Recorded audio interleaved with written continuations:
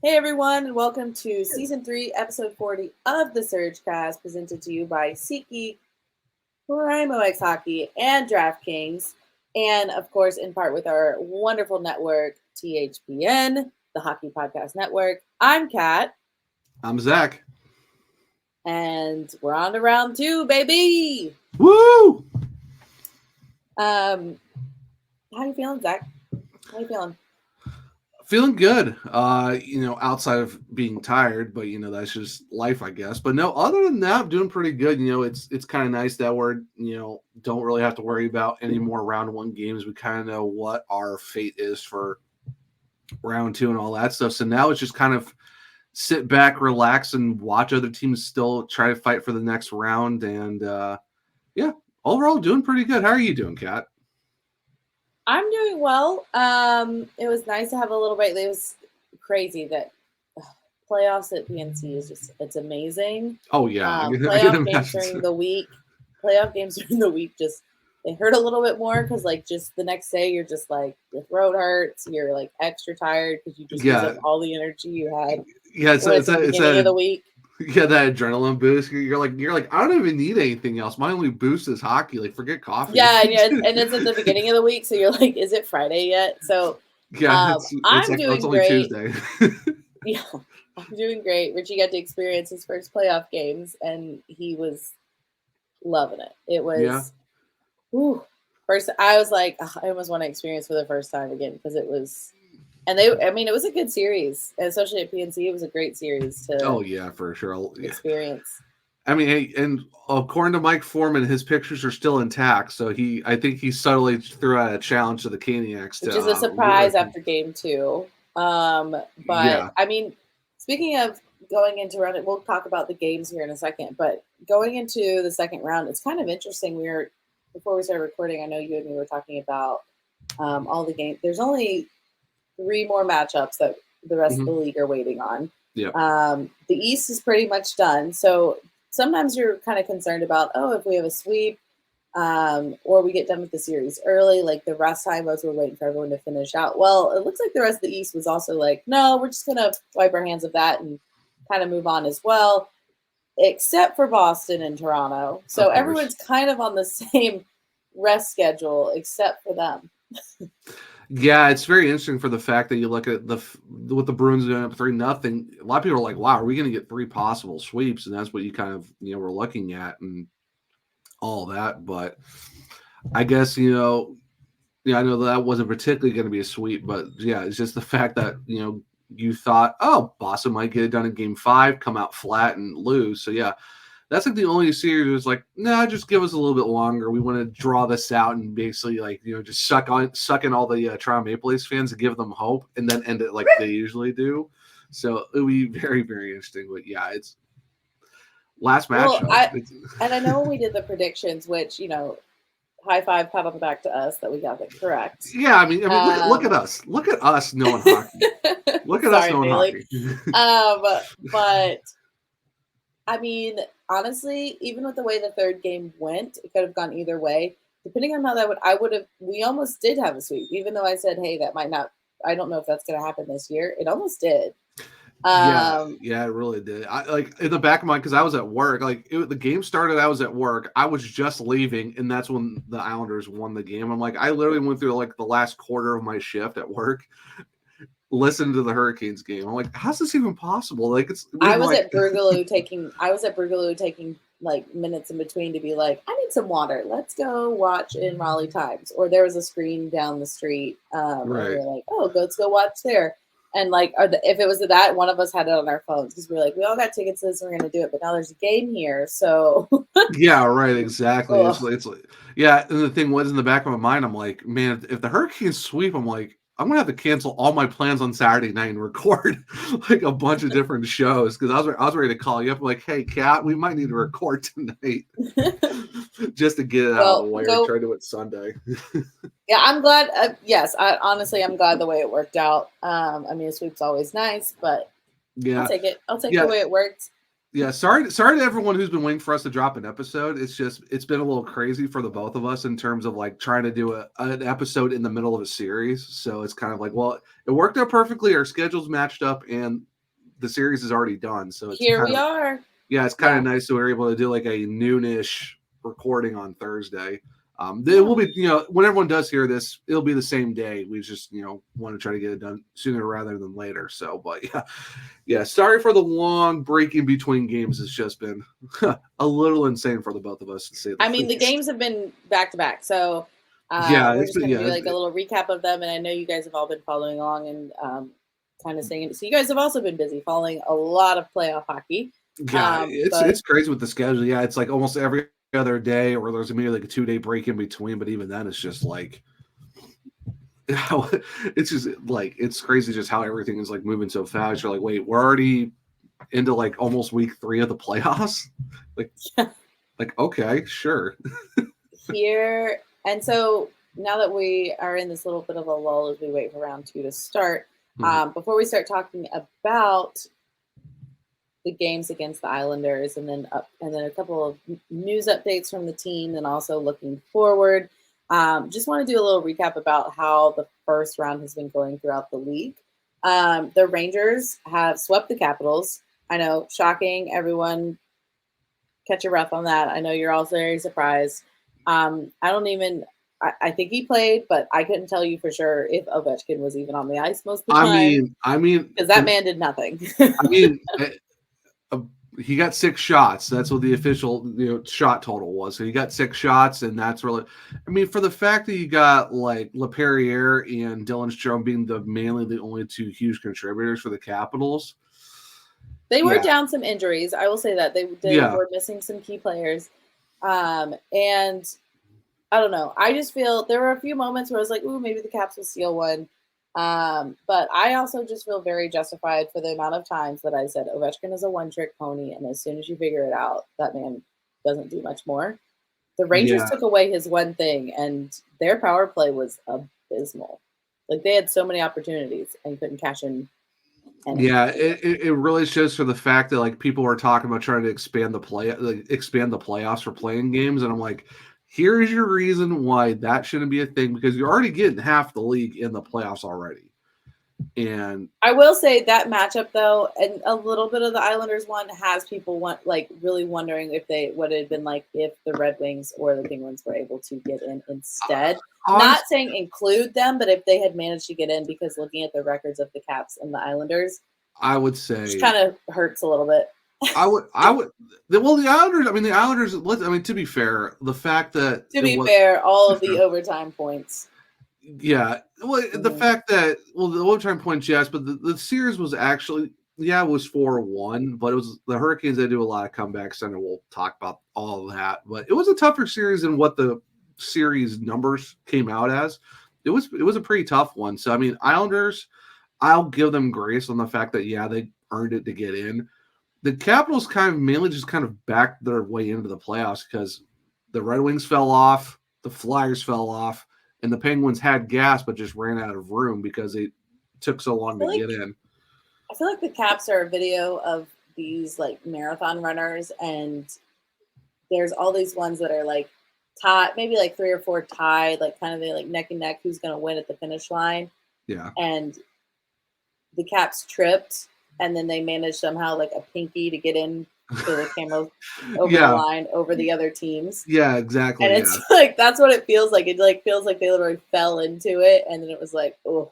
Or what was it Cars 1 where like Lightning McQueen had to stick his tongue out over the finish line? Yeah, it's like that's what kind of felt like. Yeah, if it wasn't for the fact that Detroit and Philadelphia both just completely just fell apart in the last month of like Detroit had to have a bunch of comebacks just to stay alive. So I mean, if it was either Pittsburgh, Detroit, or Philadelphia, if they somehow just stayed good or was able to stay in, I think we might have gotten a better series. But yeah, expanding though, I don't see that happening, especially after that. That's kind of tough. Well, and I mean, again, considering how most of round 1 has gone, I also don't see expanding because just of how, I mean, again, you only have 3 games that are still going on. The other ones have almost been sweeps or is a sweep. So to continue on, of course, we beat the Islanders 4-1. Mm-hmm. The Panthers beat the Lightning 4-1.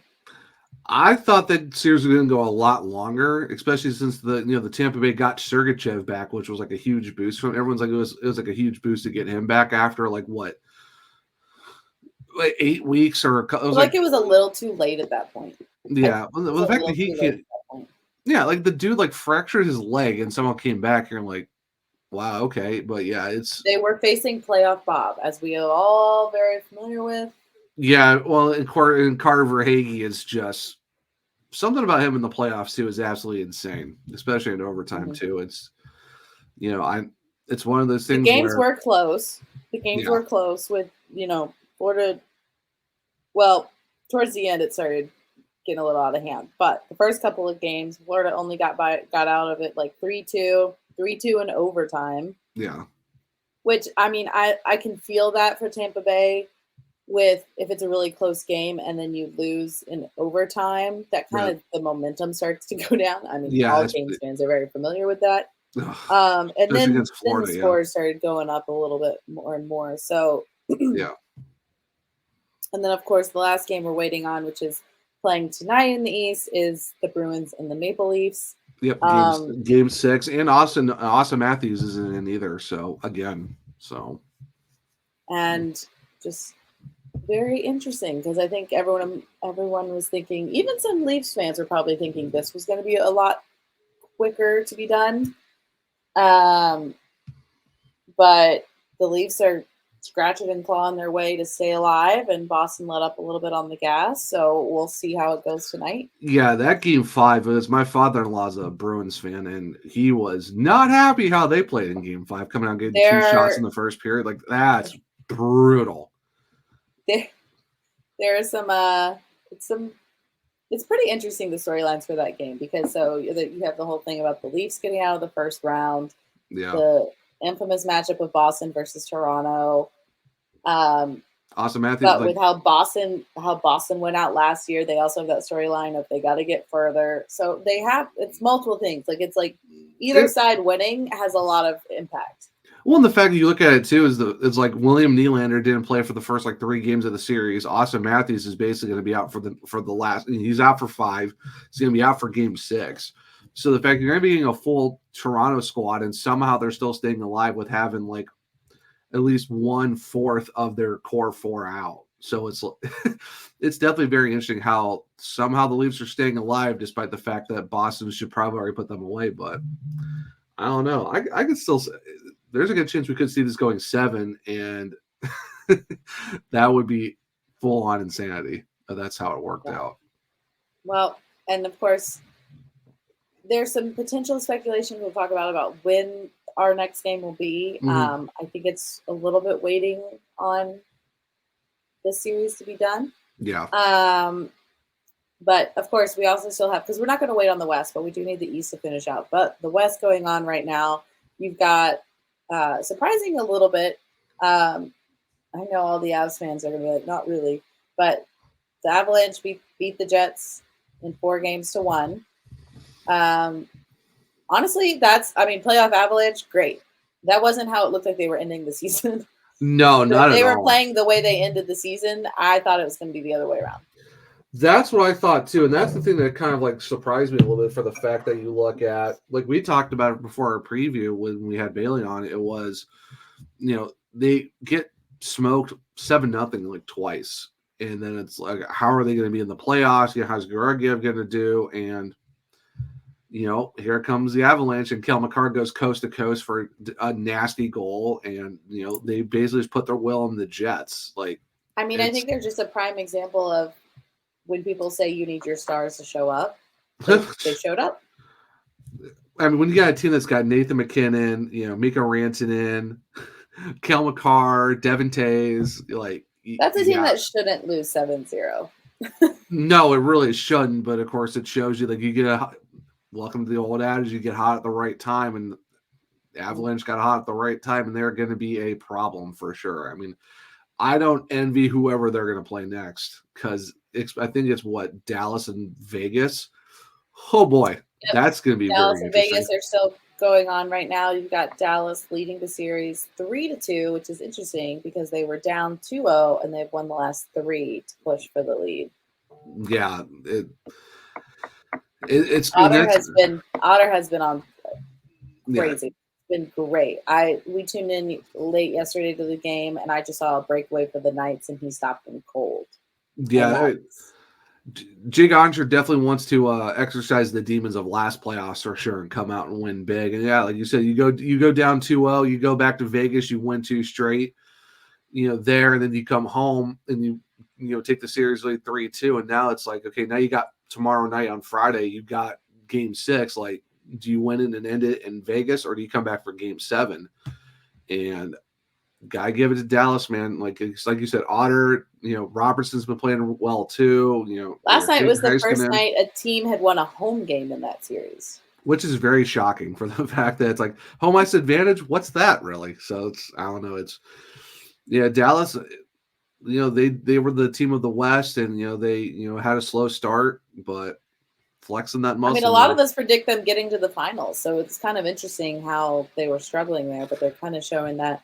I mean, it's also the defending champions too in the Golden Knights, and the fact that you also just get Mark Stone back, and then you also have a surprising recovery. Yeah. You're talking about a team who also has Noah Hannafin, who's a new addition. Thomas Hertl. You got Jack Eichel and Marcia Show. You can run a list of just that entire squad. You're like, yeah, Vegas is going to be, even though we're a wild card team, that's still a team you can't overlook. So yeah, that's been a very crazy series. Yep. So we can look forward to seeing that series again tomorrow night on Friday, as well as you've got the Canucks versus the Preds. That Canucks comeback though. Oh my gosh, was it less than 3 minutes left? I mean, Nashville's doing a lot. Yeah, Nashville's doing a lot more than people thought they were going to. So the ebb and flow of these two teams going back and forth is kind of really entertaining to watch. Yeah, it's crazy how you look at it. It's like, man, you kind of wish that was like a later matchup, just the fact that teams are getting held to like very minimal shot attempts, but still somehow finding ways to win games and stuff like that. Yeah, just that comeback though for the Canucks. You're down 2, tie it late, and then win it in overtime. It's like, oh my goodness. And the fact that you look at the Predators, they had a slow start to the season, caught on very, very strong late after their excursion to the U2 concert got canceled, and just go on a stupid run to get into the playoffs. Yeah, like it's a great series. Interesting for the Canucks too, because their goalie situation. Yeah, you got to feel bad though. Like if Thatcher Demko's out, then Casey Smith isn't playing well. He got hurt. Now they're down to Silvas, I believe. Mm-hmm. That's their the last thing you want to do as Vancouver, you play so well. Now you're down to like your third string goalie at the wrong time. It's like if we as Hurricanes fans were stressing at the first half of the season down to like our third and fourth string goalies, I cannot imagine what is like having to deal with that right now in the playoffs, down to your third string goalie. So that sucks. I mean, I feel for them because right now we're running 4 goalies deep. So just a little bit, and one of them is a black ace, and it's like, okay, well, I guess we're not really too worried about that right now. But yeah, you got to feel for Canucks fans because that's rough. Like you don't ever want to see goalies get hurt, but if you had to deal with something like this, you kind of want to do it at the beginning of the season, like how we had to do it compared to, all right, here's your third string goalie against Nashville in the playoffs. Have fun, but I don't know. It's also interesting. It's such the fun story of playoffs where there's many people that are saying, okay, well, Demko is out with a pretty significant injury. Yeah. And there are some people being like, oh, no, it says like he can come back. And then some people are like, okay, but like they said, it's a pretty significant injury. And like, even though he's a competitor, that they're not saying an officially rule out because he's such a competitor, like maybe he could, but the could comes at a risk. So It's the same way with where we'll talk about this a little bit more later, but like where we kind of said, okay, Foss was ruled out indefinitely for playoffs. And then now they're saying, well, we'll reevaluate in 2 weeks. You never want to cut, like, unless it's like last year where it was Svetch and you knew he was just like done because of how the surgery had to go. You don't want to rule someone out completely because we know players will play through crazy things. I mean, but you also don't want to risk if it's not absolutely necessary, you don't want to risk it in the long run. Yeah, well, you think of Patrice Bergeron playing with a punctured lung, or Matt Tkachuk last year had a broken sternum and still played.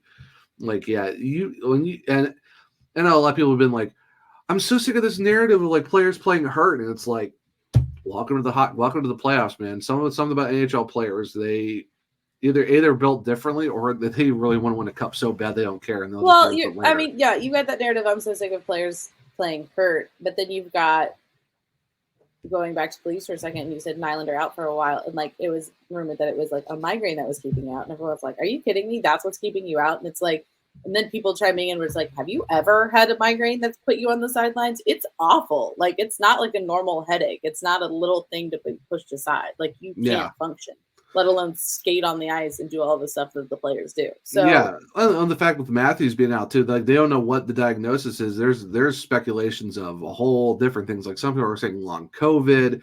There's like other. Well, some people are saying it's not illness. Like I thought it was illness at first, and now I've heard it's not illness. So if it's an injury, that's even worse. Yeah, exactly. So yeah, no one knows what it really is. So yeah, it's a crazy time right now for sure. But I know. So like you said, so we have what Canucks Predators Friday night along with Dallas Vegas. And yeah, because the last matchup is done over there with the Oilers beating the Kings 4-1. Three straight playoffs where the Edmonton Oilers knocked out the Kings in the first round. It's like the Kings weren't playing well anyway. So I mean, hey, when you pay a guy over $8 million for 8 seasons and put up what 1 goal and 4 shots in 5 games, ooh, that's tough. That is a tough look. And played on the 4th line for most of the season. I don't know, man. If I'm Kings fans, I'm questioning Rob Blake's decision on trading away guys that they gave up and gave him that type of contract and then do absolutely nothing in the playoffs. The dude had 20 PIMs in 5 games. He had 4 shots, and he had. Tell me how you're going to pay a guy over $8 million to put up 0 shots in the last 3 games of that series combined. That's a tough look. That's a tough look for anyone. Sucks to be the Kings right now, but it doesn't suck being a Hurricanes fan. So let's talk about how our series went against the Islanders. Yes, I know everyone's waited long enough. It's like, all right, let's get to the Kings stuff. They're like, we're tired. We know about the league. So, all right. So starting off with game 1, I mean, the biggest story of the first game was we have playoff ready. Oh my God. Yeah. Thank you for putting away that narrative of, oh, can he show up when the playoff matters? It's like, he has shown up on the playoffs when it matters. It's just, I'm sorry, Toronto fans, that your team just can't score goals in the playoffs when he's in net. So, yeah, Freddie played great. Absolutely just shut down the Islanders. And I mean, we've all seen those photos of his crazy saves from that game. Oh my gosh. Just the whole side, hands up. The whole series, he's like that meme with the cat where he goes like this with his paws out. That's basically what it was for Freddie. Just he has to be in Noah Dobson's walls right now for the fact that he stoned him 3 times on like 10 bell saves. Like that was insane. But yeah, no, Freddie played a great game 1. Like if you're looking at a guy who made an impact, definitely Mr. Anderson for sure. I mean, he had, I think, 34 saves in the night. And the guys, they showed up. It was a little bit of a slow start for some of our kind of, I guess, bigger players. Like you're expecting a lot from that top line of Jarvie, Aho, and Gensel because they were hot at the end of the season. But this is where the Hurricanes, you love them because the help comes from everywhere.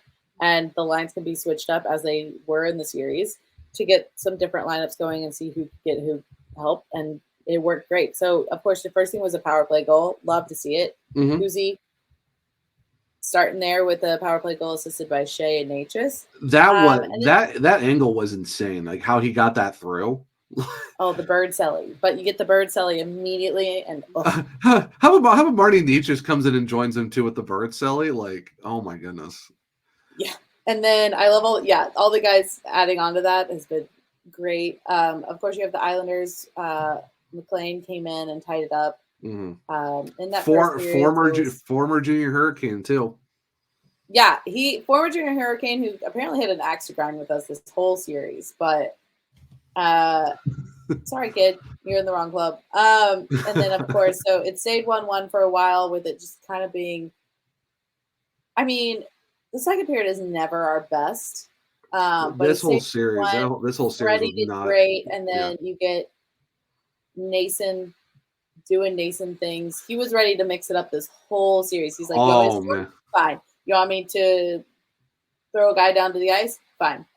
Got it. That's fine." And so Yeah, you get well, Nason, and twice. then of course, Well, Matt, he also fought Matt Martin at the end of the game. Well, Martin tried to fight him, and he couldn't. I don't say it's a fight, because Martin was coming at Nason, and like, well, he was holding on to Nason and like doing all these cheap shots or whatever. And the moment Nason was like, "Okay, you want it," he just threw him to the ice like a rag doll. The fact that the fact that he made And him then flinch. and then Martin was out on injury. The fact you see how bad Martin flinched too after like Nason was like let go of my like visor and then just tosses him. It's like, yeah, it wasn't even a fight. Yeah. It was more of like a big brother putting the little brother like, all right, we're gonna end this right now, and just throws him on the ice. Yeah, I will say, pay Nason everything. My favorite memory of him, every time he scores, this is what me and Richie think about, is we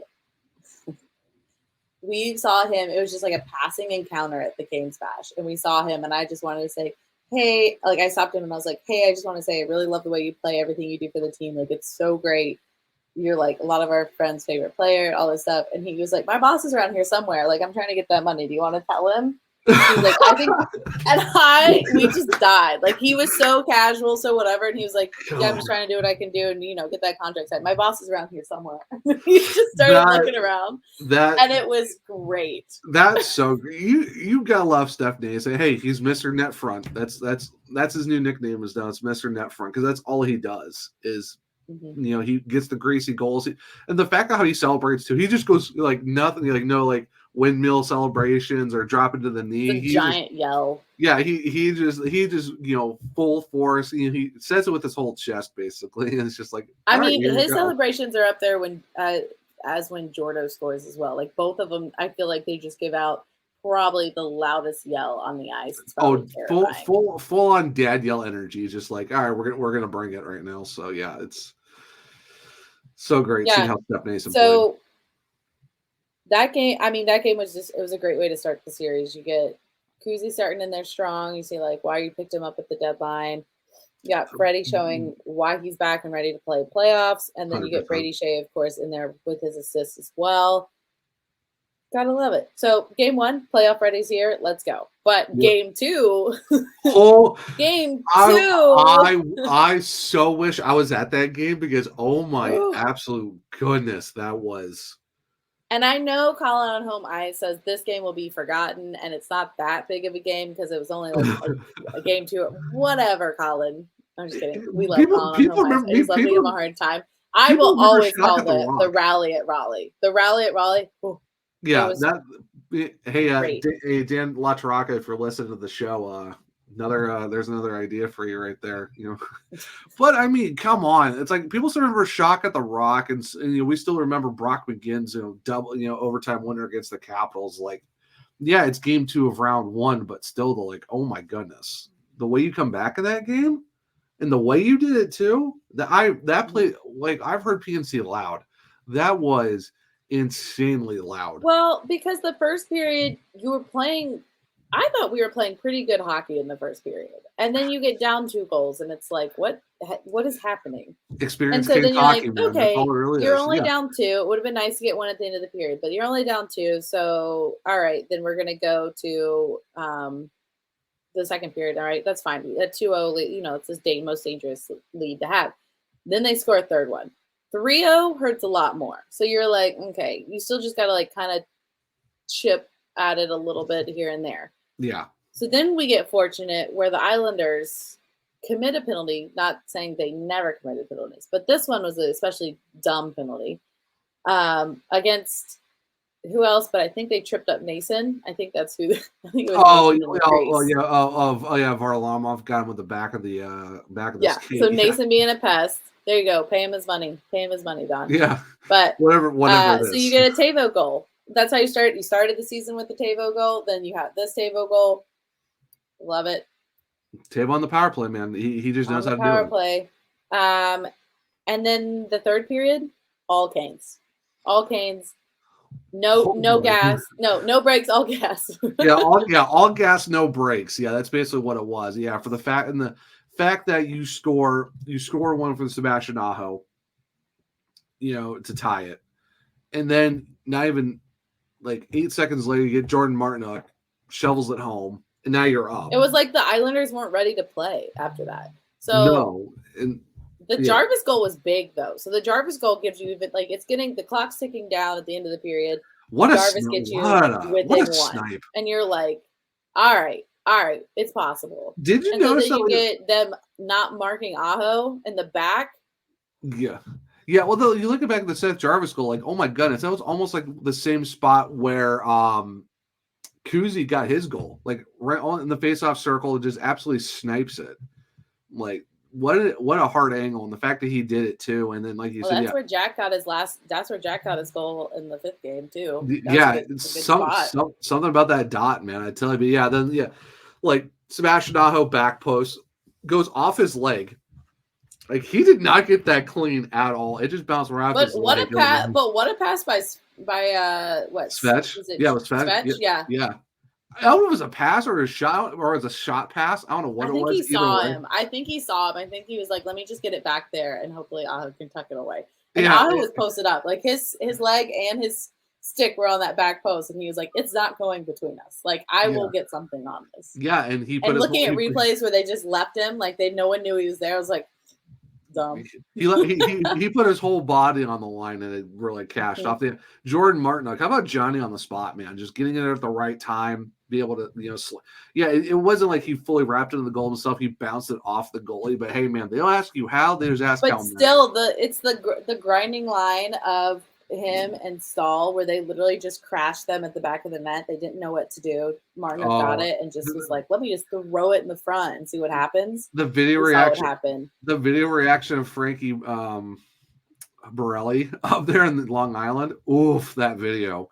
Watch, you just see everyone just go from excited to just the dead silence is what got me. The dead silence. And that's not the first time it happened too, but we'll get to that later on. But yeah, oh man. Yeah, so then of course you get another empty netter by Ginsel. And so surprisingly, a lot of people are like, wow, he didn't really do very much. And it's like you look at his stats, you're like, nope, Jay Gensel doing what he does best in the playoffs, point per game guy. A very quiet.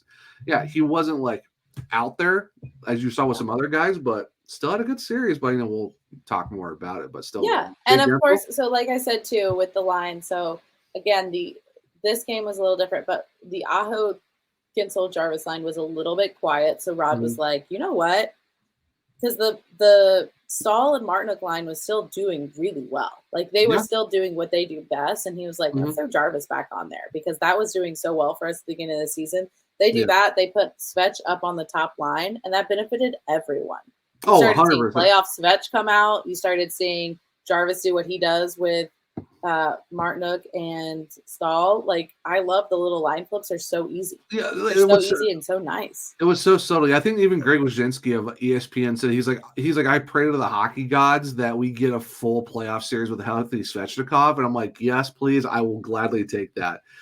And even too, talking about line changes, how about you see like you had KK as the second line center, and then Jack Drury was the left winger on the fourth line, and you see him just subtly switch them to where Jack's now like the second line center, and KK's on the same line with Kuzi and Nason.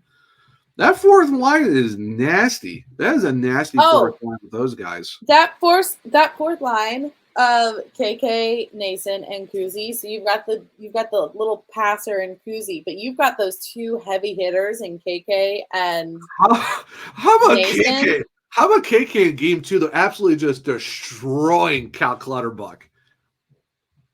That was my gosh. Y'all, if there is any more argument to say that KK is very much like Jordan Stahl in his playing, it's this series. Like, he was a quiet contributor nonstop. He had he had some beautiful shots that either rang the post or just got deflected barely out. You mean game 5 where he hits the exact corner of the goal and it doesn't go? The inside of the corner, too. Yeah. The hits that he gave out, like, that man was doing everything. Like, playoff KK has been great. if we're talking about hits, Seth Jarvis though, that hit on Noah Dobson in Game 1. Oh boy. the young guys were throwing the hits. Like I think everyone was just throwing bodies in that series. Yeah, this is in the past, and the Islanders have also been a team. Is again, everyone talks about how everyone just kind of steamrolls the Canes and hits. This team isn't taking it anymore. They're like, we'll throw it right back at you. Yeah, like, they were even to the point Natchez is getting involved, or your smallest guy in the ice in Jarvis is like, no. You can push me around all you want. I'm throwing it back. I mean, hey, when you throw 15 pounds of muscle on a 5'10", $180 guy like Seth Jarvis and he's throwing bodies around, yeah, that's going to be a problem. But yeah, no, that Game 3 Game 2, that epic comeback. Oh my god, I'm surprised the pictures even stayed up in Mike Foreman's office for that one and Game 5. But he did throw a subtle challenge. He wants to be a little bit louder. It's like, all right, Mike, you asked for it. Oh man, it was great, and I'm glad it was a home game for them to have that comeback because it was. I cannot imagine. Like rocking. I know. Watching down here, it was like I could hear. Like it was loud. Like I could not imagine what it was like inside the building for that, especially with that Jordan Martin goal to get the lead like that. Oh well, because for a minute you don't know what's happening, and then they do that little like run skip of when they score, and everyone was just like, "Oh my gosh, we got the lead! We were down 3-0 and we got the lead." Yeah, like it just. But yeah, I mean I will call it the rally and Raleigh, and it will stick with me because it was just a playoff comeback is just wild. Yeah. And I think that game also helped define the series a little bit. I think I reminisce it with how when we played Florida last year, when we went to the multiple overtimes and we lost, I think it just kind of hits the morale of the other team and it starts to decide the series. Yeah, for sure. Yeah, that quadruple overtime in Game 1. I don't think I went to. I think I went to bed at like 2:00 that morning. I'm like, yeah. I'm yawning just thinking about it. Yeah, that was so late. Oh my goodness. That's also a memorable game, but for the wrong reasons. But so the next game, I mean, I think that also hit the Islanders a little bit because they want to do. You got to steal a game. With the Hurricanes, if you got to steal a game because they've proven now they can be a road team. And Game 3 proved it even more. I mean, we both talked about like Game 3 was kind of just like ho hum. Like it just that one it was. I think when I put it in our notes, I said same island, same story. Like we're back on like the island, but we didn't care. Like we were like, all right, that's fine. So you start the game with 2 goals by our defensemen and Burns and Orlov. Second period, the Islanders crawl back a little bit, but then Aho's like, nope, put you up 3-1, and then at the very end of the game, they make it 3-2. But it was kind of always the Canes game. Interesting enough, as you keep looking at all the stats for all these games, we're a face-off team. We're coached by Rod Brindamore, and we have Jordan Saul on the team. We are a face-off team. The first 4 our face-off percentage dropped. Turns real shitty. Game 1 to Game 4, you saw it was like in the 50s, go down a little bit farther in the 50s, then you hit 30s, then you hit it's like, eesh. As someone that was at the games,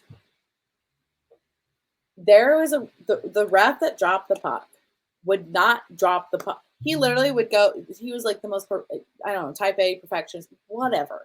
And he literally would stand on the dot, slowly, the players would be set, he would go right in between them, skate back a little bit, and then ask them to move back a little bit.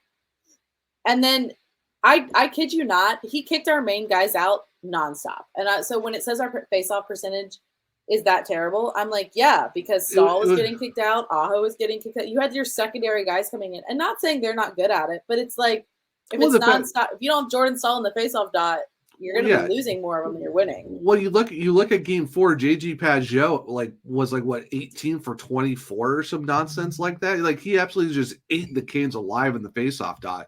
And the fact that it's just, I'm so tired of the refs thinking that they're the show. Like, stop with the pump fakes. I don't know why you're pump faking a face-off. It's not that serious. Just drop the puck and let's go. Like, we're not here to see you. Just drop it and go.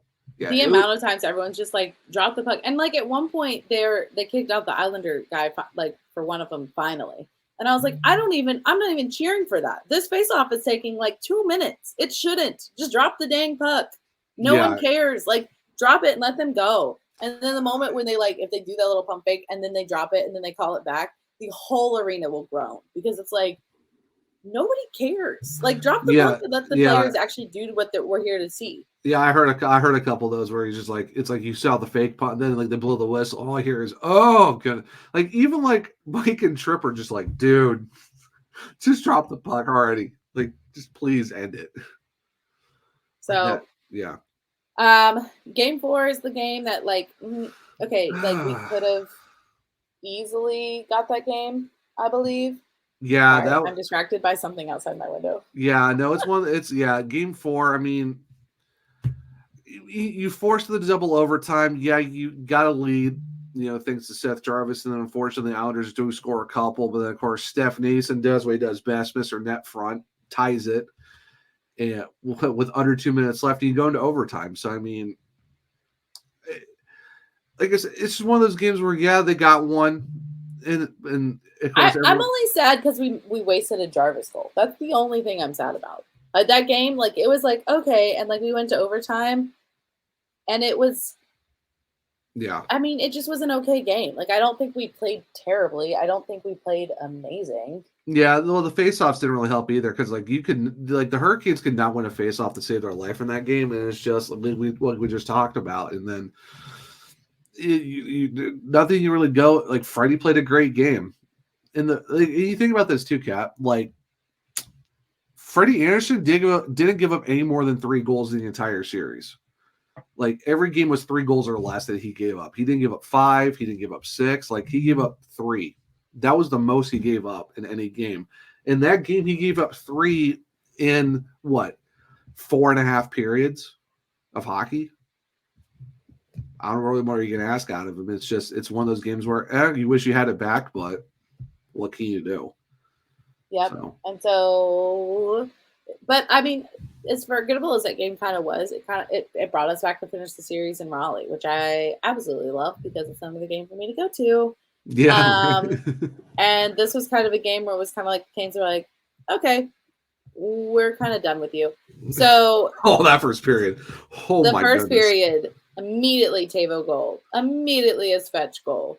Yeah, I think that was the 10th fastest start to a playoff game where you had 2 goals in 3 minutes and 13 seconds, which I don't think anyone's ever going to beat the Calgary Flames who did it. I think it was 2022 where they did it in 51 seconds to start a game. So that's going to be tough to beat, but you're still within the top 10 and you did it in 3:13. And it was a Svechnikov goal, which was his first of the playoffs.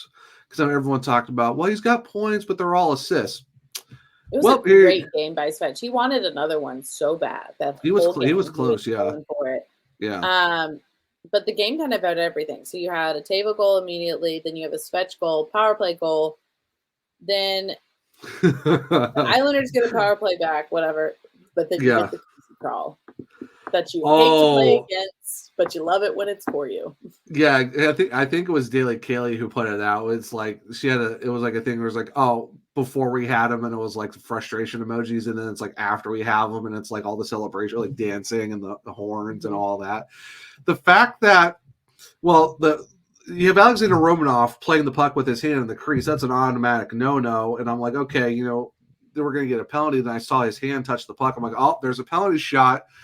And then the players were immediately asking for it. They immediately were you can't do that. They were pointing. And I thought they were pointing at the puck going in the net. And for a while you couldn't know. I honestly had to go look and see what Walt said because in the arena when the ref announced what it was so no one understood what he said. Yeah, they're okay. I thought it was a goal. That's what they were. I thought they were celebrating a goal, but then I saw Romanov touch the puck with his hand. I'm oh, it's a penalty shot. And then Mike and Tripp go. And the good thing about this is you can pick anyone to take it. I'm oh, it's going to be Kuzi. They're going to have to go. That's what you get them for. And get this, Cap. So it was NHL and TNT. I forget who, one of the analysts who does all the guys who does all the stats and stuff behind the scenes. 12.36 seconds in between the whistle to when the puck goes in the net. 12 seconds. That's as long as the faceoffs take. I mean, essentially, yeah. But the fact that like he waited out Varlamov so much to where Varlamov tried to poke check, and then Kuzi's like, "All right, here you go." And he just puts it in. Like, no, like his little grin afterwards. He didn't do the bird celebration, but the video of Jarvis doing it on the bench made it even better. Like, it was Jarvis immediately started cheering and started doing it for him. Oh. Yeah, I just liked it, like the Kuzi, like the little celebration that he did, of course. And he even does the little look back and smile, like the smirk, it's a little back shit too. Grin. Yeah. Oh, it's so like, how can you not love this dude? Like, I'm putting this. I know we have Kuzi all next season. Forget it. I'm ready to talk extension past next year. Like, Kuzi just needs to be a Hurricane for the rest of his career at this point. Like, how can you not love this guy? I will say though, what I do like is, and I said this before when people are we're having the discourse about KK and everything, and they're like, "Well, Kuzi's going to be number sorry, is going to be the second guy on the second line." No, he's not. He doesn't. He's not that speed guy. He's not up there. Him on the fourth line. Beautiful. Switch in KK and Drury, see who's got chemistry going on at what time. That's fine. They both showed they can play the wing, they can play center, they go everywhere. Kuzi is holding down that fourth line beautifully. Like he's got he's a little bit of a slower player, he's a little bit of an older player. It's a good amount of time, and then you've got him for the special teams and you've got him for special plays like this. Yeah, penalty shots, special plays, special players. Anyway. Yes, like you said, like power plays, penalty shots, shootouts. Like you got, honestly, him and Nason together, it's a pretty fire line if you really think about it. Like, and I know we'll talk about Jack Drury in a little bit too, but putting this out there as well, I don't know. Jack Drury's been doing pretty well as the second line center. Maybe time to give him a look and see how they want to do it with him and keep KK with. Honestly, if you have KK with Kuzi and Nason next year. Not a bad fourth line if you really want to. But that's the thing I'm saying is like that's not bad, and then you're also like complaining about the money. But you're also complaining about the swapping's fine. You swap in Jarvis from the first to the third line, switch Drury and KK depending on again how they're playing, how the chemistry's going. Yeah, it's not. That's fine. Like I'm pay the guys to be interchangeable. Beautiful. That's great. People are complaining about like KK's contract of like 4.2 or 4.3 on the fourth line. Hey. The LA Kings got an $8 million fourth line guy. I think we're kind of okay with having to, and KK's like in his second year of an 8-year deal. Also, don't complain about fourth line guys because Mason is earning his money and he's a wonderful fourth line guy. Yeah, also the salary cap does go up next year too, so let's also keep that in mind. But yeah, just Kuzi, just that chef's kiss of a penalty shot goal. Like you said, the Jarvis, like the baby bird silly on the bench. Baby bird.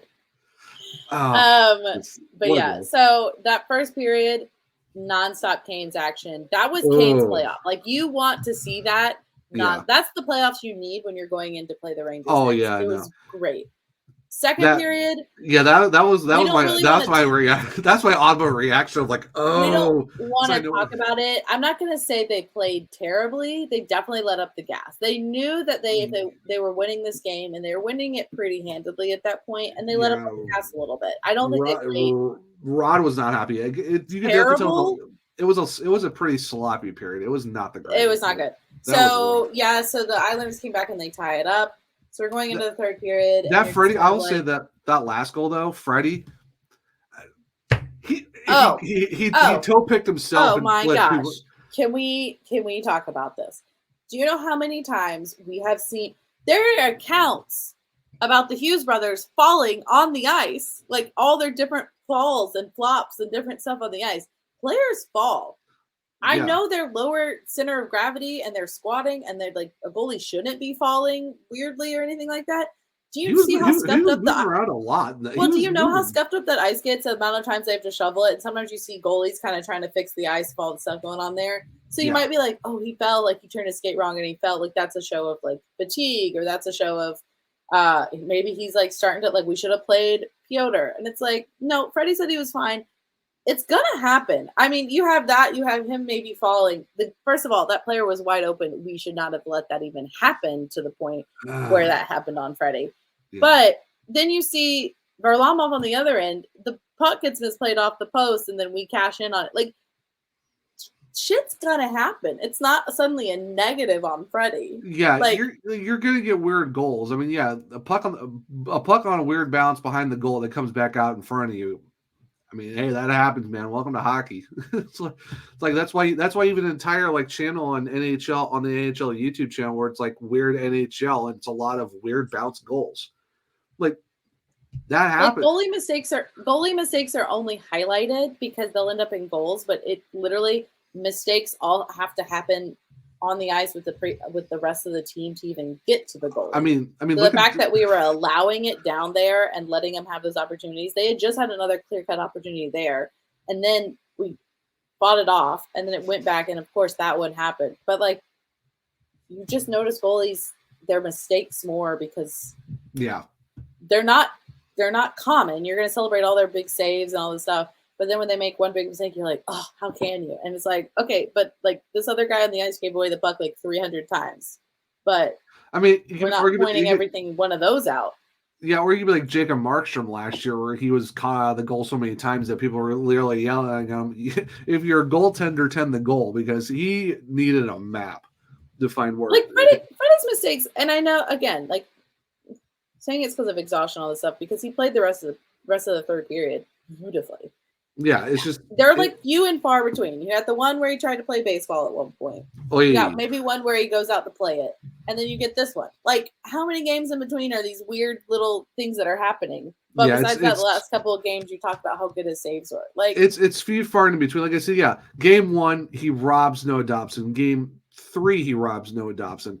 I think it was game 2. He robs Romanov after Anders Lee catches the back of his skate. He's falling down and still throws his hand up to make the glove save. And everyone's like, oh, welcome to the playoffs. Let the man fall. Let the man fall. Yeah. If he falls again, then I'll be concerned. Hey, you know what? Let him trip. Hey, you know what? Paint him like one of your Danish goalies. It's going to be all right. But anyway, so moving on past that second period that shall not be named, go to the third period. We're back to Canes hockey. Jury from the beautiful spot that Jarvis and them all scored from. I mean, if you want to have your first ever playoff goal, make it a game 1 or a game 5 for a clinch. Like, oh my goodness, what a shot by Jack. That was amazing. And then you get Nason following up maybe 10 seconds later. Officially, they're saying it was 8 seconds later for that goal. Okay, 8 seconds later. And then you get Jarvis with the little empty netter. Like, it was just like, and we're burying you. Yeah, it's like, yeah, you know what? You should let the Islanders let you bury you so they can let you down one last time, because that's how it was. And it's one of those things where, so the Jury and Nason goal, those ones were pretty quick. That was the second time in the series where they scored 2 goals in less than 10 seconds. The only other team to score 2 goals within 10 seconds in the same series was the 1983 Edmonton Oilers, where they did it in 8 and 9 seconds. So the Hurricanes joined some elite company. The side-by-side view of that bar for the New York Islanders, watching those 2 sudden quick goals, one for the comeback win and then this one. Oh, yeah, it was like the same thing happened twice, and it was great. Yeah, twice in the same series. And the funny part too is both teams, the Oilers and the Hurricanes, when they did it, both were within 8 days of each other of scoring 2 goals in 10 seconds. That's such a great game. Yeah, that second period wasn't the greatest, but overall though, whoo-wee.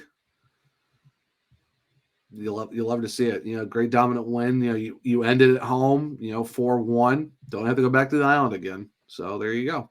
What a series. And that makes everyone happy. So yes, that is the 4-1 win over the series with the Islanders.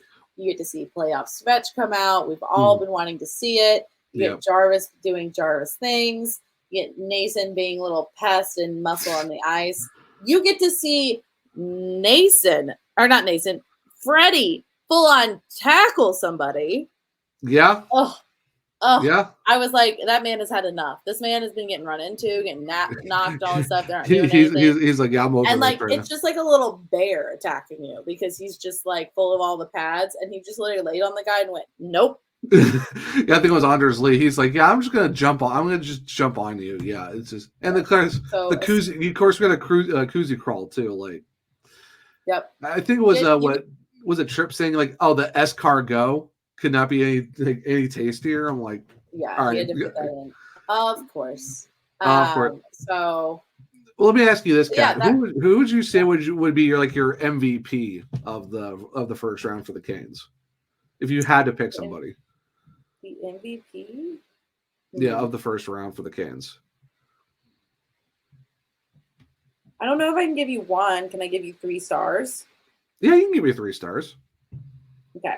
So my first star will be Freddie. Of course. I think we saw what happens when you have real goaltending. Yeah, like I said, 225 goals against, and 225 goals against, and a 912 save percentage. Can't go wrong with that.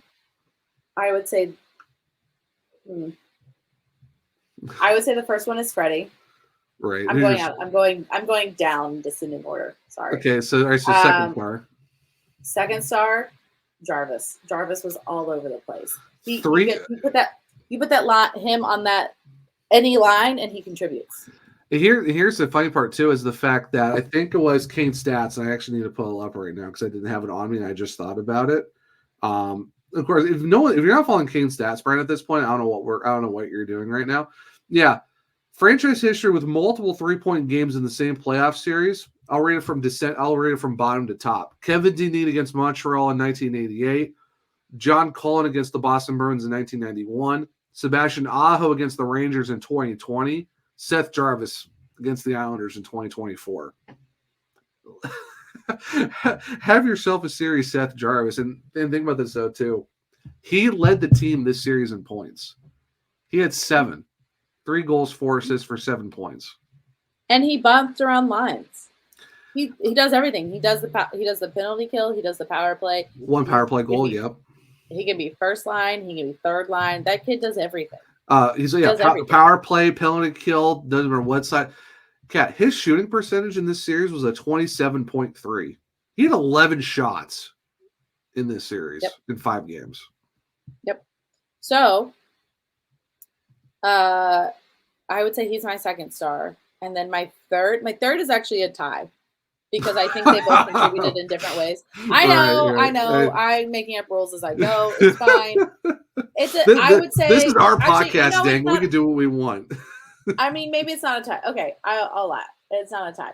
I would say Nason is my third, with Kuzi as a close second to that.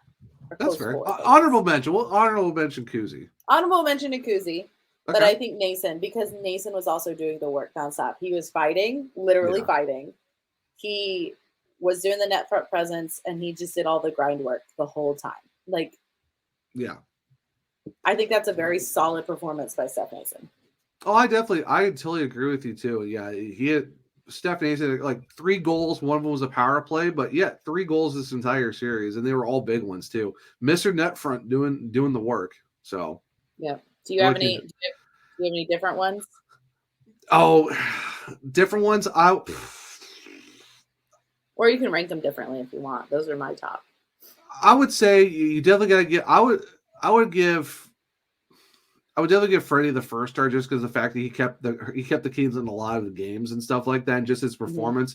Because you think about it, he plays 5 games to start the season, misses 4 months, comes back, alternates with Pierre Kachekov for the last 20 games of the season, and then plays the first 5 games of the playoffs. And like I said, 2.25 goals against and a 912 save percentage. You can't ask any more out of him for that one. Yeah, you can't look past Seth Jarvis. That was just what a series by that guy. Yeah, he got an empty net goal. It doesn't matter. They still count the same. So you can't overlook a guy he was also a +4, and that was on 2 different lines. It's just the way he's been playing. Good night. Seth Jarvis is going to get paid. Forget the bridge deal. Just give him whatever. Give him 8 years and whatever the AAV works for the team at this point. What are we waiting? What are we doing here? Sign him until he's 30. Don't do any of this bridge deal. If I had to give a third star to someone else, I would love to pick Nason. He had a great series. He was very quiet, but very impactful. In terms of it was only 3 points, but still a very impactful series. Like I said, Kuzi's a good one too. I'm actually going to give it to Andrei Svechnikov for my third star for the series because 1 goal, 4 assists for 5 points. Yeah, he was a -2, but man, he was throwing the body all series. He was making some impact plays. Like, 4 points. Like, he just had a quiet 4 assists, no big deal. And then he scores, his first goal of the series in Game 5. But I would say he definitely played really well. Honorable mention, if I had to give one, Jake Gensel, a quiet 4 points, just no big deal. No big deal. Point per game guy like he usually is. And I will say, I think both of those two, Svech and Gensel, their playoff performance improved when they got put on the same line together with Aho. Yeah, like that. I don't think the first game showed them at their best, and then when they got a switch when they switched Jarvis around, I think that helped a lot. And a lot of people were like, "Wow, like I expect more out of Jake Gensel and all this other stuff." But it's like, but yeah, he was basically a point per game guy in the first round of the playoffs, and like he's not like he had a great end of the regular season, and like he's doing his job. Like I don't really see what the problem is. Like he's a great player, really good player, and like he's got playoff performance and everything.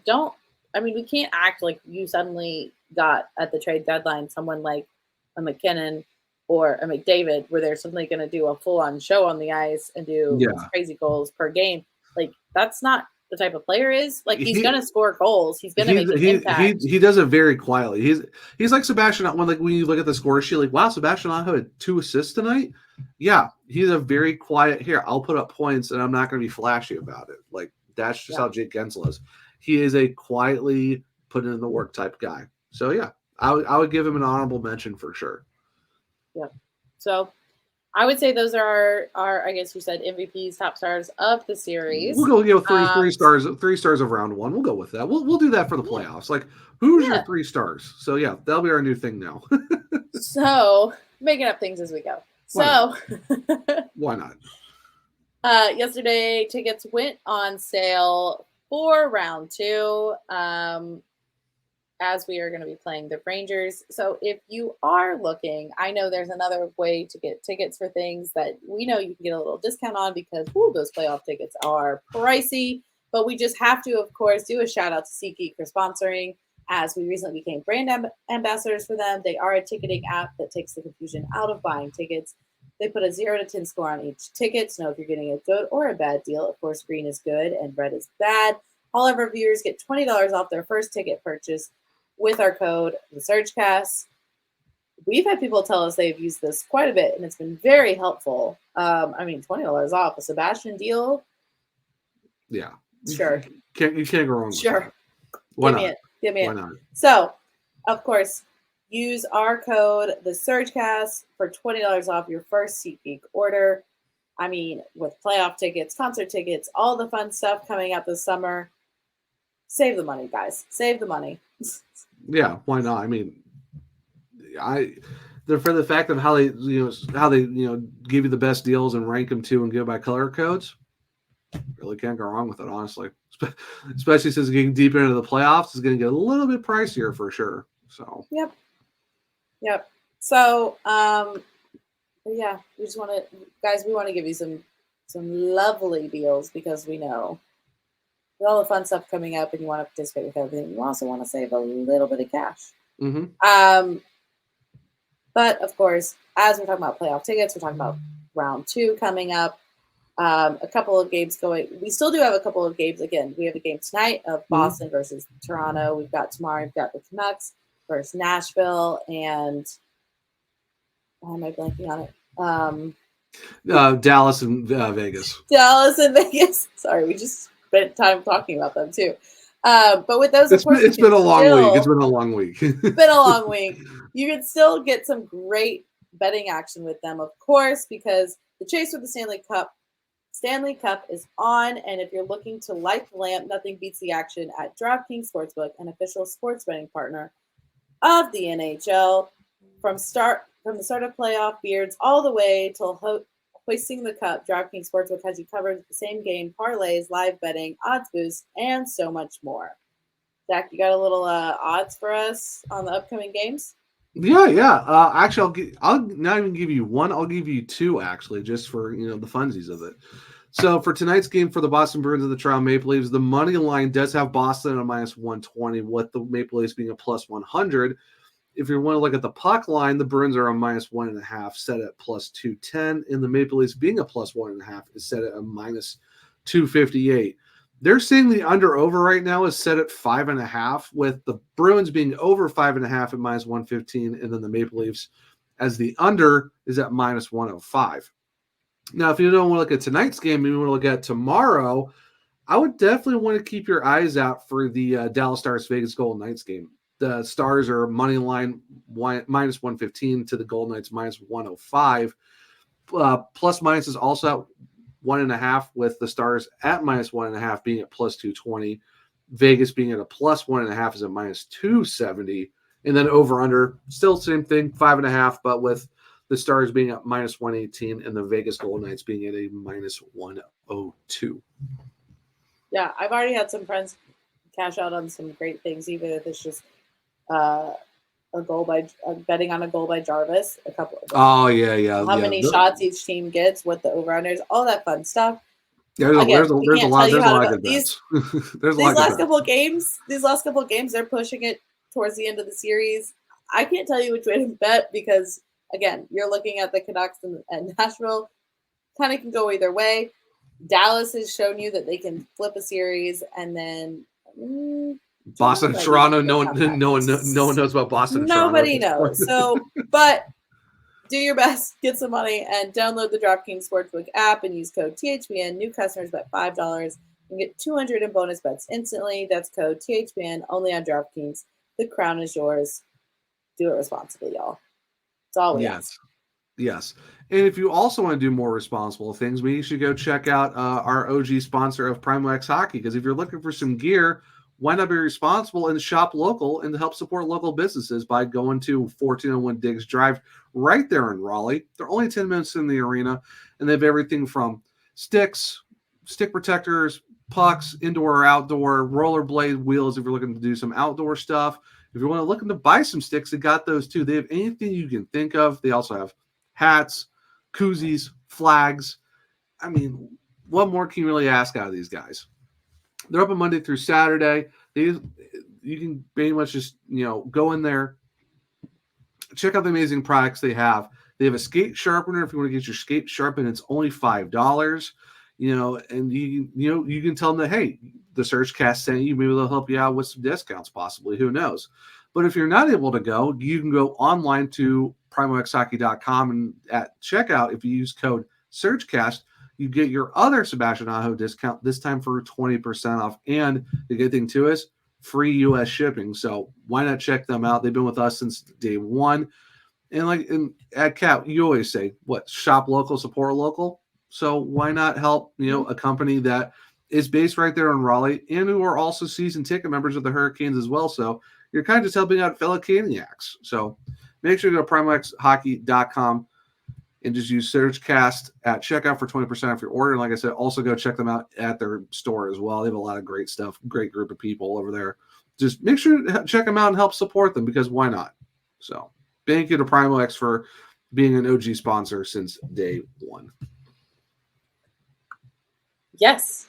So that was a great little break for all of our wonderful sponsors, saving you money this way, that way, and all ways in between. There have been some great flags up at the tailgating at PNC. It'd be great to see a Primo X hockey one. I mean, they are pretty nice. From the YouTube side, things, they are pretty nice. I mean, give you a little extra, peek. Look at, I mean, you really can't go wrong with the Primo X flag. They're pretty nice.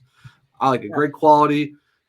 Good size. I mean, it matches the Hurricanes flag. See, if you have flags, you can put them on the same flagpole and you have no issues. So, yeah. So, and the koozies are really nice too.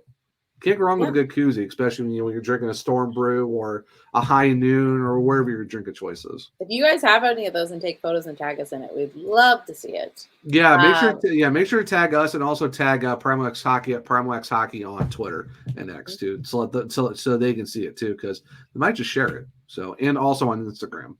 So that was a good little recap of our series with the Islanders. We do have a few updates from the team on things that have been going on during the series and everything. So we got to cover those, of course. So as always, love Walt Rupp. You got to be following him if you want any good news about the team, and most importantly, accurate news. So we saw that, of course, during the series, Brett Pesce went out on injury. But good news is it was just that it was going to be a lower body injury. Of course, there's speculation of that. Is it groin? Is it knee? Well, we get a little bit of the clarification is that he is now out of a walking boot. So if everything goes as expected, he should be able to play in the next round. Maybe not for the first game, but hopefully for the ones following that. So if in doubt, you at least hopefully get to see him the next home game at PNC. And of course, we had Tony DeAngelo filling in for him during the last bit of the series. During the last game, he went out with injury as well. He got a little slash to the hand, but thankfully they had some x-rays and they were negative, and he is feeling better. He's still taking a little bit of time off practice. You'll see Coughlin or Morrow probably filling in there, but I mean, we've got a little bit of a break. So let the guy rest. I'm sure that's a hell of a bruise. So good news is that our defenders will be returning shortly. We are a defensive team. We love our defender boys. Tony played really well filling in for Brett. So as a Pesce girl, I love to get Pesce back, but I also am glad that Tony is feeling well as well, because we need both in this long series. So yeah, for sure. As we mentioned earlier, with Jesper Fast, is he did go out in the last game of the regular season. Some upper body injury. Again, we weren't sure if it was concussion, whatever. He just hit the boards wrong. You get a little bit of insight on that too, is that he suffered an injury to the muscle in his neck, which, as someone that can sleep on her pillow wrong and wake up with the worst neck pain, I can only imagine that is absolute hell. And I hope that is very quick recovery for him and lots of beautiful pain meds. From what Don Waddell is saying, it's a pretty important muscle that goes to the rest of the body, so that's why they're being very cautious. I mean, it's your neck. Any muscle is important. That's just what Don Waddell and them are saying. But they're also saying that they're going to reevaluate him in 2 weeks. He is wearing a neck brace, but there's going to be a reevaluation in 2 weeks to see where he's at. So, I mean, maybe in the long run, I don't know. Again, I just want him, Quickie, to be healthy and happy. Yeah. So a little bit of update on him. I know I know Kaylee is a little bit busy, so she had to pass on the duties for the flag for Fast. Yes. But that is going around, so also keep in mind for that. And I bet she will be able to point. I can't think off the top of my head who's doing it, but I bet Kaylee will be able to point you in the right direction. Some other fun news. So that's all of our injuries. Thankfully, it's really nice when you have the little graphic before the game that says out on injury, injuries, and scratches. Yeah. Thankfully, we don't have that many. And thankfully, it looks like a couple of them are coming back and aren't going to be long-term. So lovely in playoffs. So real quick before we transition into the rest of the Don Waddell press conference, the Athletic just dropped an article from Jillian McKenzie about the ticket situation for the playoffs. I will say there was a demon leaving my body as I heard this same discourse for another year. It's nonstop and stupid. It's because he mentioned the first round of the playoffs with Vancouver saying no to the Nashville Predators fans saying it. Talked about Tampa, how they've done it. It's even in the NBA they did it.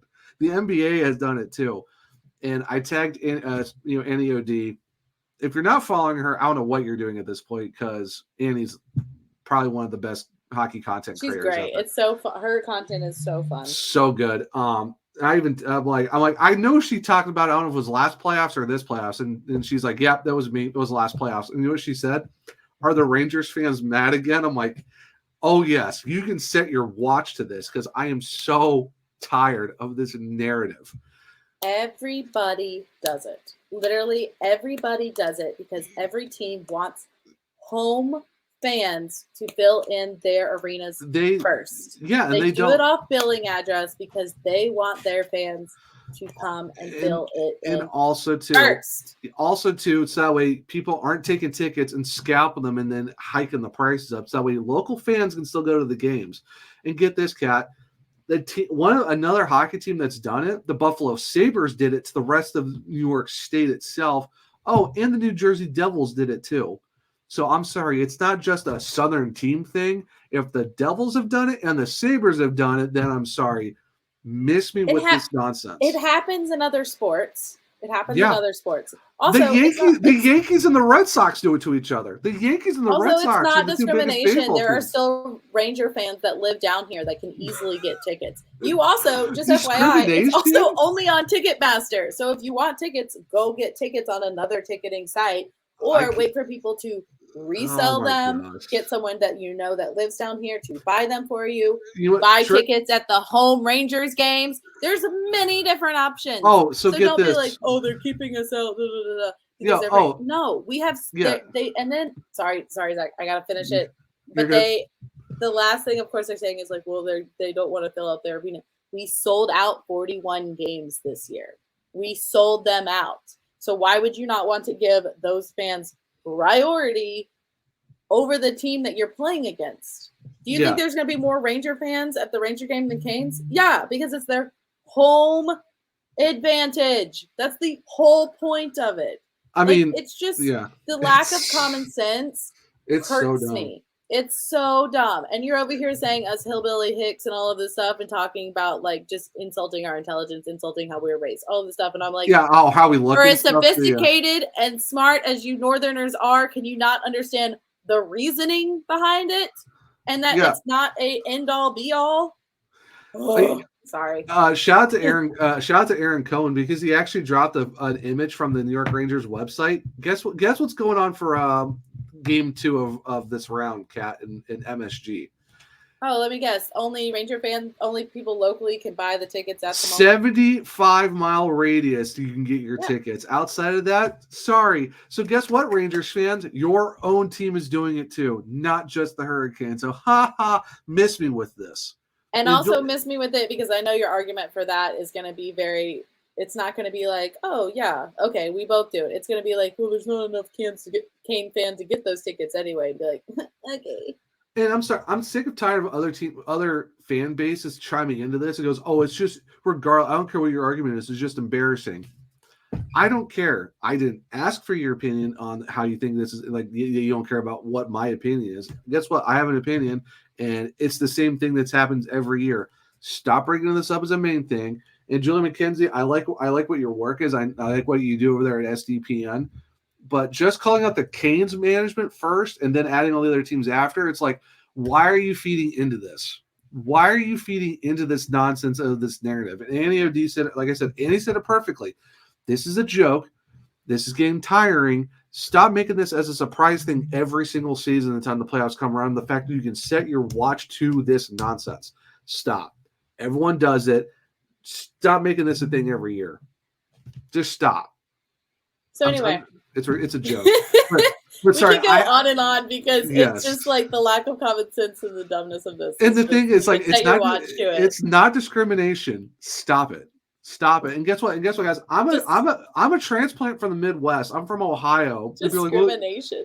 Like people are like, it's like, oh well, you're in the North. It's like, okay, Ohio's the Midwest, but still, even I know everyone does it. People transplant. Everyone moves.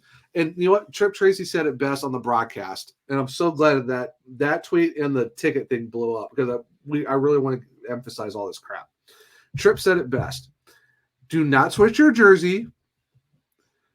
And if you're going to resell the Canes fans. Because he's like, I want to see a sea of red. That tweet that I put out, that's what Tripp said.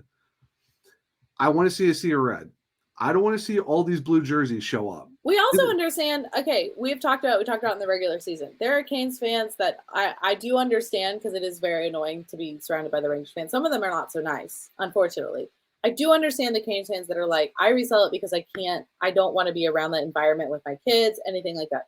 Totally understand it. If possible, while you're selling it, can you try to make sure it's a Canes fan you're getting Tina Izzo. Tina Izzo literally on Twitter is like, I will get tickets and I will resell them to Hurricanes fans. Like, there's Hurricanes fans on Twitter right now that are saying, if you want tickets, let me know and we'll figure this out. Like, everyone is fully on board with trying to figure out ticket situations to make sure, Canes fans are getting them. Because we all know what's going to happen, Kat. I understand, like I said, I'm a transplant. There's other transplants who came down that we have your original teams. Fine, no big deal. But if you are a season ticket member and you have a lanyard and you're wearing a Rangers jersey,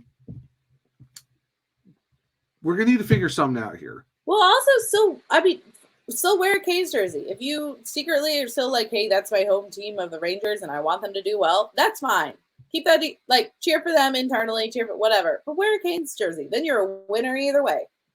Exactly. I've seen some people say that too. It's just this narrative. It's this thing of like, you're a Canes fan, but only when they show up, and then you switch the jerseys, and then you heckle and boo and cheer for the Rangers, and then the next game you switch it back. Like, no. Just we can keep talking about this nonstop, but there are two other updates. Trips there are two other updates, actually 3, that I would love to talk about as we start wrapping up this episode. Yes, the presser from Don Waddell. Yes, a very good one. If no one was able to catch it, it was a very good press conference. There's a very quick timeline for an announcement regarding an AHL affiliation for next season.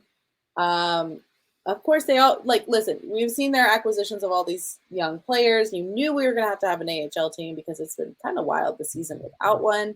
So they've been saying since last year that maybe the timeline for figuring out this season was a little bit too quick, but they were going to have one lined up. Mm-hmm. It's very funny that at the same time, the Chicago Wolves are like, yeah, we're gonna probably partner with an NHL team here soon. It's like, oh. Who saw that coming? Who saw that you had not a great season with the Canes? And you're like, you know what? We don't want to be told what to do. We want to kind of do our own thing, and we can compete, and we can win again. It's like, this is the worst season you've ever had, and I'm sorry, but for everyone, we told you so. Yeah, you gotta eat crow, dude. You gotta eat crow. Sorry that Rocco Grimaldi couldn't lead you to the promised land of the playoffs, and you had to rely on Kincaid as your goalie. And I will say this big shout out to Andrew Rinaldi from the Calder Times. He has been absolutely on this whole story, and just talking to him because both of us work together. But of course, he's also a friend of the podcast. If you're not following, also, how we all suffered as Canes fans. Poor Andrew suffered as a Wolves. That was his job. Yeah. I mean, hey, but he's thriving, though, with the Grand Rapids Griffins and also he was a Red Wings fan for a little bit, but Grand Rapids has been pretty good for him, too, so at least he's enjoying that. But, yeah, if you're not following Andrew, please do it. He's a really great follow. He's a great guy, really good articles over at the Calder Times. But, yeah, he's been on it. I know we're already in talks about getting him back on the podcast because it's been a little too long since we've had him on. But, yeah, it's just very funny how all of a sudden, hey – so I know, I wanted a break and everything, but I kind of miss you. Can we get back together again? That's basically that's where kind of where we're at right now. So this is an old hey, I hit up my ex. Hey, you up? But anyway, I know, right? So that was fun to have that little announcement because it was coming, but it's always love to hear it from Don himself. Oh, 100%, and 100%. The other big news that's going around that everybody loves to make a big hullabaloo about is the Rod Brind'Amour extension, because that man is doing an amazing job at his job, but he is literally the heart, blood, and soul of this team. And so, of course, they asked him about it, and he said, Rod wants to be a Hurricane for life. There's going to be a solution here very quickly. And of course, everyone, you can tie back and be like, well, why haven't you figured it out yet? Why, if it's such a easy deal to make, just like last time, it's his assistant coaches. Other deals you said were very easy to understand and make, but I mean, you haven't done it yet, and those deals fell through when you said that before. Pretty sure it's going to be like Aho and Svetch. It's going to happen. It's going to happen. Like, maybe it's not on your time frame. I'm pretty sure this man has other things on his mind right now. Like, yeah, we're all about making that bank and making sure he stays here. He also just got done winning the first round of the series, looking into the next one, and potentially he is a team first coach. You think he's going to be like, sorry, guys, can't focus on practice today. I got to go figure out the money I'm making. You don't know Rod Brind'Amour. Yeah, and then also too, all of his assistant coaches, their contracts are up this season too. It's not just him and Cap. Remember what happened last time we had the discussion with Rod and his contract? What was he waiting for? Tim Gleason and Jeff Daniels and his assistants to get their contracts. Yep. Oh, and if you want more proof that Rod wants to stay here, he was on The Point on ESPN with Steve Levy. This is what Rod Brindamore said. So I'll give you quotes from the man himself. Everybody knows this is where I want to be. I think everyone else knows me to be a reasonable and fair. When two parties listen on any kind of deal, if they want it to work out, it's going to work out. I'm very hopeful that we'll figure something out here, but we still have lots of time. Lots of time. I want to emphasize that. We're focused on obviously taking care of business here. Hopefully all that stuff will work itself out. Also, there you go. If you want another quote from the man himself, again, Walt Rupp doing the legwork for all of us. On the buzz surrounding his contract in the last 24 to 48 hours, I had a great conversation yesterday with Don and again this morning.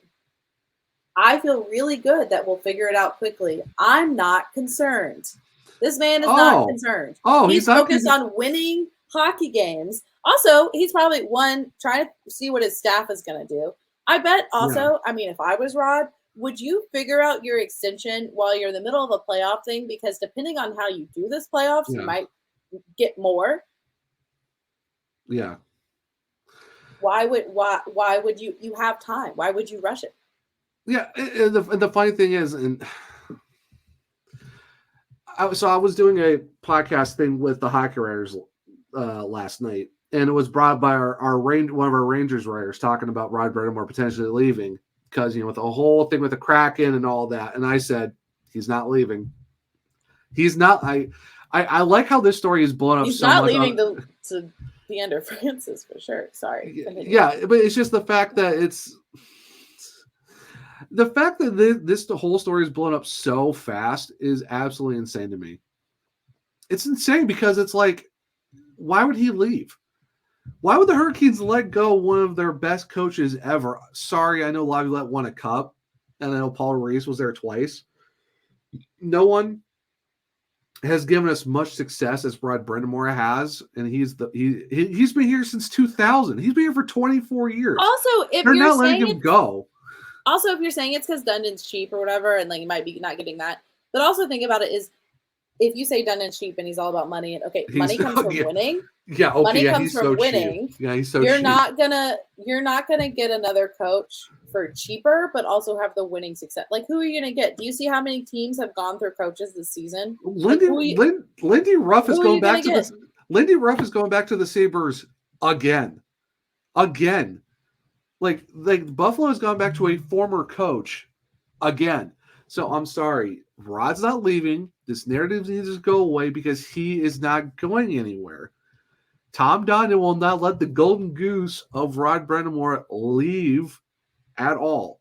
Because guys, Brendan Lemieux even said, I signed a contract to stay here because of Rod Brindamore.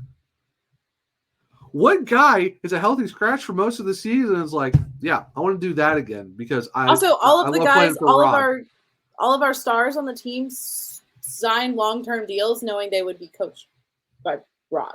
Yeah. Like, I'm sure that was part of them wanting to say, yeah, money, but like also you want to be under Rod. You also have Jay Williams up there probably advocating for him. Like, no one is against Rod. Like, it's just a matter of probably how much at this point. But again, Rod's like, yeah, I feel fine about this, but he's also probably not his number one thought at the moment. No, because winning the game. Like, even during the season when he's winning games, he's like, that's not my main concern. My main concern is literally the run for the cup at the end of the season. Now we're in the run for the cup at the end of the season, and you're like, Rod, why aren't you thinking about this? And he's probably like, I told you what my main thought process was the whole season. It's not changing. Yeah, it's like, what are we doing here? It's cup, and also the cup, and for the people in the back, it's also a cup. Stop it. Just stop. My goodness. But anyway, all of that fun discourse. Getting ranty. Twitter, during this playoffs, Twitter has been absolutely feral compared to previous. I don't know what it is. Sarah Siv has talked about it. Multiple people have been like, what is wrong with people right now? During this playoff season has been even more bananas than it normally is. Oh, I've been getting it from bots and trolls from multiple fan bases. Like, I just laugh at it at this point. Like, people like It's funny when you're just sitting there and just hoping, just talking about the Hurricanes. You got some guy from a different fan base calling you names, and I'm like, all right, cool, whatever, I guess. Like, it's like have fun. Like, it's like have fun dealing with whatever crap you have to deal with. It's just, I don't know what it is, Kat, about these playoffs, but my goodness, people are out for blood. It's insane. It's been wild. But to end on some good news before we do our predictions for the next series, Freddie was announced as a finalist for the Bill Masterson, which is well deserved. Well deserved. I don't know about his running mates, like who is also in it with him. It was the other one was Connor Ingram of the now Connor Ingram and Oliver Kylington. But I don't know enough about them to know why they're in consideration. The joke with Ingram is the Coyotes leaving Arizona. I mean that is kind of tough, but it's like, and like I said, you don't really want to pit guys against guys for their comebacks and stuff like that. When you're Frederick Aaronson, you miss over 4 months of hockey with a blood clotting issue, and you've come back and 13 1-1 or whatever his record is, regular season and postseason since coming back, or 13-2-1. Yeah, I think that's pretty good for a bounce back like that, for the fact that he overcame that and has been playing stellar. So yeah, it's just good for Freddie. The fact that he was nominated by the Carolina chapter. So okay, Kylington took a leave of absence from the team. No, that was in 20. No, oh yeah, he took a leave of absence from the team in 2022 to focus on his mental health back in Sweden. Oh Connor Ingram, because he almost retired because he got diagnosed with OCD and depression, and he came back. So the fact that he was able to come back from all that and still be able to play hockey when he almost retired because of that. I am down. Listen, I support all of these players. Yeah. Do I have a little bias towards Freddie? Yes, I do. A little bit of bias is there, yes, but the fact that of missing 4 months and coming back and playing as well as he has, that would make a little bit more sense. Like, you don't really want to pit guys against each other for stuff like this, but if you want to talk about persevering and making a comeback, I would say Freddie definitely did one, especially how scary blood clotting issues are. So, congrats to Freddie though on his being a finalist for the Bill Masterton. Like I said, he was nominated by the Carolina chapter of the Professional Hockey Writers Association. So, congrats to him on being a finalist. So, hopefully not the only Hurricane being a finalist for awards this season. Jacob Slavin for Norris. Oh, it was his birthday yesterday. They've already announced the Norris. He's not on. I know. I'm not shocked. But is it that time, Kat? It is that time to give our predictions for the next series. How you feeling, Zach? This is gonna be it's gonna be a tough series. I mean, you could make the argument you could see this thing end in 6 if the Hurricanes steal one in either in New York or however it plays out. I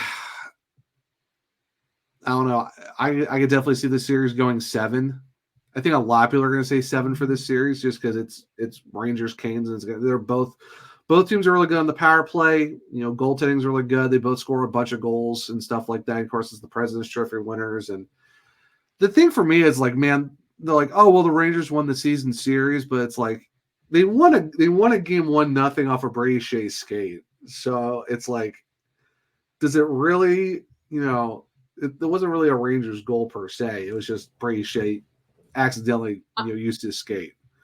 I am living in the season where we won 6-0, and I will continue to choose to live in that.